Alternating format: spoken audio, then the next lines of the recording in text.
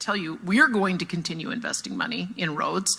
Anyone who thinks that you can stop building roads has obviously not traveled outside of Montreal very much and doesn't understand how big this country is and doesn't understand what it takes to get to some of our resort communities. So I would say that the Environment Minister has once again demonstrated how tone deaf he is on anything to do with environmental issues. Stephen Guilbeault needs to understand that he lost. He put together a bill that was found to be unconstitutional. It's illegal.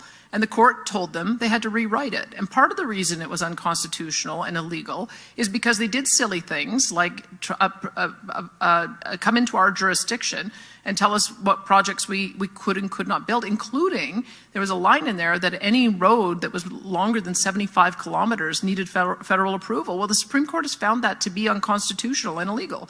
So I don't take much stock in Guilbeault trying to assert that he has authority in areas that he does not. So we're going to build roads. It sounds like Premier Doug Ford is going to continue to build roads.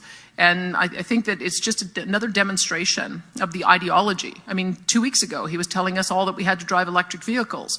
And now that it's demonstrating that people don't want to buy electric vehicles at the speed and rate that he's proposing, now we see he's shifting gears saying, well, you shouldn't drive at all. You should take the bus. Well, that's not a reasonable option in most places in the country. So I would say that he's losing credibility every single day. I don't know why his caucus and cabinet are continuing to put up with it, but that's something that they're going to have to deal with internally. But I think increasingly he's demonstrating how out of touch he is. Hey everybody. So there you have Danielle Smith beating up Stephen Guilbeault, the liberal hack, the fake environmental propagandist to destroy Canada. And here's his attempt to destroy our power industry for Alberta.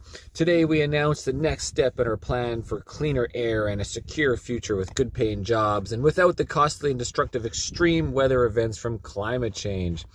And then here's his poster. We introduced a cap on pollution from Canada's oil and gas sector.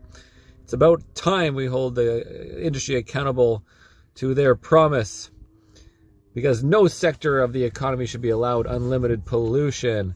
But we do need power, Guilbeault. We do need power. We don't want to freeze in the winter. So you should start living your own philosophy and see how you won't have any food, you won't have any heat, you won't have any electronics, you'll have nothing. He's president and CEO of Athabasca Oil. Robert, thanks so much for making time for us this afternoon. Thanks for having me. So I understand that you are opposed to the cap. Can you tell us why? Yeah, we were very disappointed to see yet another federal policy being specifically targeted against the oil and gas industry here in Western Canada.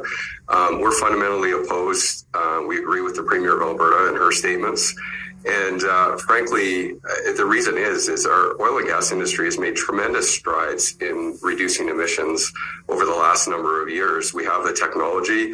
We're very pragmatic. We know how to implement projects. And what we don't need is a punitive policy that is going to create fiscal uncertainty for our industry. Yeah, so tell us a bit about how it works, Robert. So are you measuring your own emissions? Every company needs to do that individually for themselves? Yeah, of course, we measure our emissions and we report on it every single quarter as a publicly traded company in Canada. We set a target to reduce our emissions intensity by 30% by 2025 from 2015 levels, and we're already most of the way there. And I can tell you over the last decade, the oil sands in particular has reduced its emissions by about a third, 33% on a per barrel basis. So big. And then you got to wonder, well, what's going on with all the gas and oil that we have to import if we're not going to make it? Is there going to be any non-dirty oil from all of the Middle Eastern countries or whoever else we get the oil from at a higher price that costs Canadians their life, limb, and job? Big strides are being made. We have the technology. What we need is a partner in the federal government to help us properly incentivize technologies to reduce emissions while still keeping our industry robust. So if you've already done that, if you've already been able to reduce emissions by that amount, how does that compare to 2019 levels? Are you already within the threshold that you would need to with this cap? Well, these emissions reductions, I think they announced another 35 to 38, and it was 42% by 2030. Mm-hmm. That's another step change, and frankly, the amount that they're targeting is a bit arbitrary. Don't quite understand where it comes from, but particularly the timeline to get it done by 2030. These are massive projects. Hundreds of millions, billions of dollars to implement things like carbon capture and storage in the oil sands.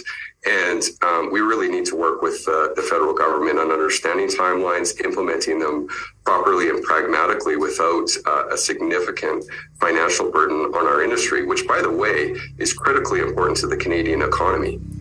So how big of a gap then, Robert, are you looking at when you're thinking of your 2019 levels? How much work do you have to do? How much will it cost you, do you think? You're talking about projects and the spending required in order to be able to achieve this. Yeah, well, I'll give you an example. Our company has done a lot of work to get our balance sheet very clean and in good shape today, and we just released our budget yesterday. Mm-hmm. I'm really pleased about that. It was a good reaction. We expect as a smaller company, we would generate in the order of $500 million cash flow next year. Well, to implement carbon capture on a single plant that we have, and not the entire plant, maybe a quarter to a third of one plant, would be in the order of $100 million. It's not an insignificant investment, and it's something that we would have to take seriously and need absolute clarity on the fiscal environment to make such an investment and understand the timeline. And of course, we would not look to displace high-returning projects while we're doing it. So that's just an example of kind of the daunting task in front of us, and it takes a lot of thought, a lot of planning. Yeah, $100 million project out of there. So yeah, 1/5 of the cost of their net income to implement this one carbon capture. I'm not too familiar with the details on that. Maybe you guys can write in the comments if you've been studying this field. But we know Guilbeault is just after to kill everything. Planning and frankly, partners that are constructive with us in this regard. Yeah, with the guidance that you did just release, Robert, you're talking about how all of your free cash flow is going to be returned to shareholders next year. So if you needed to, work on more projects in order to achieve what's required here, does that mean that some of that wouldn't happen, or maybe it would happen next year, but maybe, future years that would come into question? Is that where the impact would come down? Well, I think, to be honest with you, the uncertainty in terms of what the fiscal environment is going to be like under these new regulations on a cap and trade, and what in fact the trade market would even look like, creates uncertainty. We could never allocate capital into such an uncertain fiscal environment at this point in time. And so to finish off what he was saying, investors are the ones looking for that payout of the hundreds of millions of dollars of profit, right?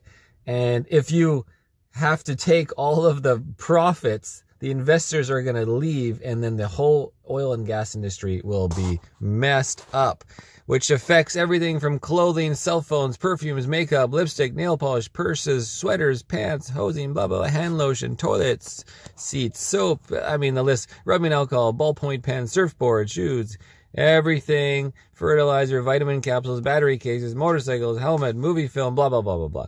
Everything takes oil and gas, and if the shareholders won't make any money, then the whole thing flops on its head. Oh, this is a fantastic little meme here. We got, looks like the old Aztecs or Egyptians back in the time, sacrificing. Oh, dirt bike in the background. Brap, brap, brap. Of course, this will stop climate change. The science is settled. What are you, a denier? As the guy's being sacrificed, right? That's pretty much exactly like the world being sacrificed to these extreme nutcases, with the WEF reset agenda of destroying everything and making that you all freeze to death or can't eat, can't live, can't afford life. So you just go on the MAID program and end it. Another one for climate change, where the weather is always your fault and the only solution is socialism. Another fascism. Here we go. Some of you may die, but that is a sacrifice I am willing to make. Oh, this has got to be from a big green fellow. What's his name again? You guys know. You can comment. I'm forgetting. I forget. Shrek. That's right. This is the episode from Shrek.